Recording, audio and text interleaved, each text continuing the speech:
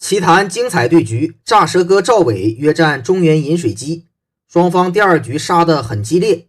开局党匪大师选择中炮，黑方赵伟选择跳马，红方上马，黑方强挺三卒。双方出局之后，红方挺兵，黑方飞象。这里红方边马，黑方正常上正马，红方选择横车，黑方挺边卒。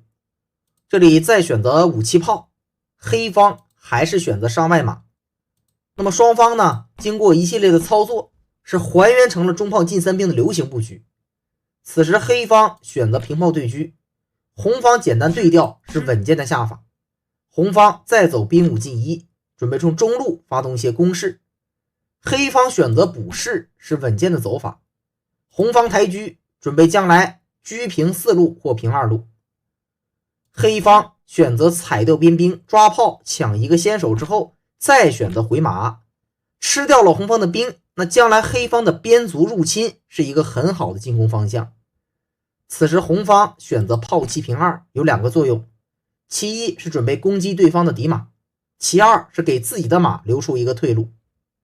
此时黑方赶快抓紧反击，红方上马打马，双方形成构攻一役的局面。黑方马8进7躲一下必然，那么红方再选择平车，站住内道，伏有马踩边卒的威胁。那此时黑方下卒捉马，红方退回，黑方强行进车，准备攻击红方的中兵。这个局面下，红方右翼的车马炮位置很好，应该选择踩掉边卒，是更为犀利的进攻手段。当然黑方是不能够去吃马的，否则红方炮下底将，再杀底士一将，然后平车抠将。无论黑方的老将往哪边走，红方显然是大占优势，这个棋黑方不能这么下。那么假设红方踩掉边卒，黑方该怎么防呢？只能选择落士，否则人家踩了你的马再下底，你依然受不了。如果这样下，红方就简单换掉，再打中卒一将，然后进炮把中兵给守住。这个棋呢是红方略优，还是要占一些先手。那实战当中红方没有这么下，选择马2进3踩这个卒，对于黑方来说攻击力并不是很强。这里黑方不能去吃兵如果去吃兵，红方可以马踩炮，然后再摆中路打车，黑方显然无法忍受。所以呢黑方走炮9平8，为的是防止红方进炮点进去或进炮塞象眼。这步棋防守呢非常的必要，同时避开了红方马咬炮的威胁。此时黑方做好防守之后就要威胁中兵了，所以红方选择进炮防一手。那暂时黑方的车杀不过来，只能依靠边卒继续向前推进。这个局面下双方都很关键，红方应该上马是比较理想的走法。那么你的卒吃过来，我就马6进4，这样形成一个连环，准备要威胁你黑方的中卒一旦把你中卒破开，红方就有攻势。显然你黑方这个时候不能去吃中兵，否则红方兵3进1打死车，很精妙的一个手段这个棋就分胜负了。所以其实红方走到这儿选择跃马出去是相当理想的走法。可惜红方实战走的是炮5平3，选择卸中炮，想把马跳到中路，那这个棋就有了本质的区别。红方单纯的防守，攻击力不强。且看赵伟大师一系列的操刀之法，首先进车捉马抢先，再选择平车雕炮，招法犀利。红方的炮被咬住非常的难过，攻势无法开展，所以呢选择退一手。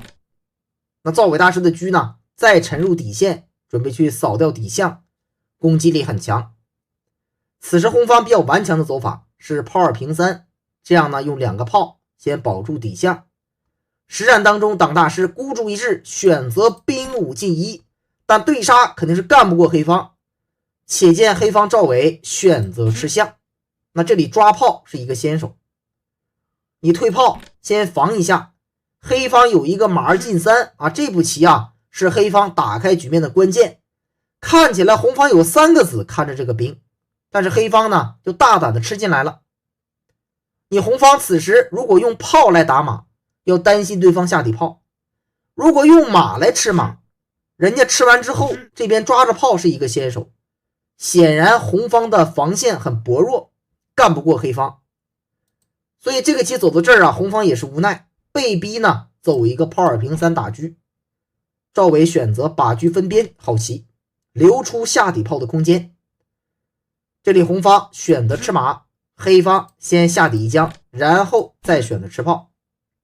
经过一系列的交换，红方丢象之后，显然阵型很薄弱，黑方显得很厚实，黑方已然占优。实战红方选择吃卒，黑方简单退车，下步棋要平车捉炮，下得非常犀利，也非常凶狠。实战红方选择飞象，黑方就简单平车，伏有杀兵抓马的威胁。那黑方的车呢，咬住象，咬住炮，红方的整个防线显得很薄弱，一触即发。此时红方选择平车吃炮，黑方即卒三进一。你要是不吃，我这边吃着马你也很难受，你不能飞，飞了我要吃你的炮，马又不能走，走了我要吃你的象，所以红方被逼无奈，只能选择接受。那么黑方一吃，现在还是要吃中象，现在就体现出红方少象的巨大弱点。此时选择回马，黑方就平车捉。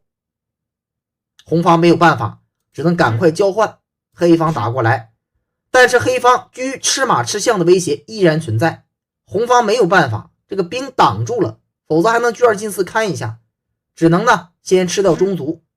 黑方顺势杀象一将，红方一补，黑方再躲一手炮。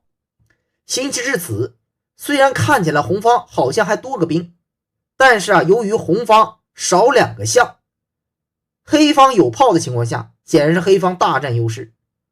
此时情急，红方选择进车，准备看住中兵，但黑方一步进炮，对于红方来说是灭顶之灾。那这支炮可以选择甩过来攻击底线，也可以选择摆中路攻击红方，红方很难抵挡。实战红方没有办法，不能眼看这个炮直接拉过来放手进攻，所以选择退车来吃。那黑方呢简单吃中兵，这边抓马又是一个先手，红方被迫只能躲开。黑方下卒，彻底形成车炮卒的攻杀之势，红方少双象很难抵挡。实战选择先吃掉边卒，以绝后患，但为时已晚，黑方直接继续下卒，再选择拉炮过来，形成底线杀棋。红方平车顶，双方在这里呢形成了一些循环棋，但红方不能长作，只能选择出帅。黑方进车，看起来是要吃兵，但实际上有车5平6叫将的手段。红方平车保住这条线，黑方顺势杀兵，抓马又是先手，顺手牵羊的情况下消灭了红方的有生力量，红方败势已定。实战选择回马，黑方这里没有直接去叫将，否则让红方的老帅呢上到3楼反而不利，选择进车卡住下二线，现在威胁底线的杀棋。红方只能平车拦，再平车捉，同样的道理不能平车长捉，所以呢选择进马，这里是一个偷杀。黑方攻不忘手，选择羊角石顶住。下到这里红方再难抵抗，实战选择回马，也是最后的败招。赵伟大师入局非常简洁，首先进炮一将，将红方的车给吸住，然后强行靠卒，弃掉自己的炮，应该说呢下得非常精确，计算准确的情况下，红方只能吃炮。那么黑方直接用卒破势，现在是一个杀棋，红方只能吃卒，黑方进车一将，将红方的车直接给抽掉。那行棋至此，红方丢车再也无力抵抗，只得投子认负。双方一共约战了4局棋，总战绩是党匪大师2胜1和1负，取得最终的胜利。